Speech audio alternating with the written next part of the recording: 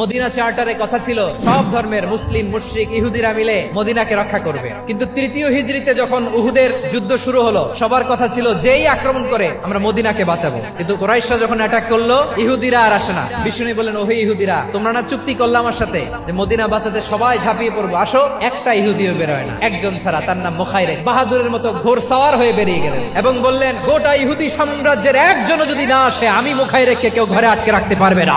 বেরিয়ে আসলেন, এসে বললেন, আমি মুহাম্মদের পক্ষে যুদ্ধ করব। আমি মারা গেলে আমার সম্পদ আমার উত্তরাধিকারীরা পাবে না, আমার সম্পদ তোমরা মুহাম্মদকে দিয়ে দিবা। সুবহানাল্লাহ বলেন। উহুদের ময়দানে 70 জন মুসলমান শহীদ হলো। এই ইহুদি, সেও মুসলমানের পক্ষে যুদ্ধ করে নিহত হলো। মুসলিমদের লাশের পাশে মুখাইরিকের লাশ দেখে বিশ্বনবী মুখাইরিকের প্রতি অনেক খুশি হলেন। আর বিশ্বনবী খুশি হয়ে বললেন, মুখাইরিক, যদিও তুমি ইহুদি, তারপরেও তুমি সব ইহুদিদের মধ্যে সেরা ইহুদি। পড়েন সুবহানাল্লাহ। আমার নবী ইহুদিকেও সম্মান দিতে কার্পণ্য করে নাই। আওয়াজ করে বলেন আল্লাহু আকবার।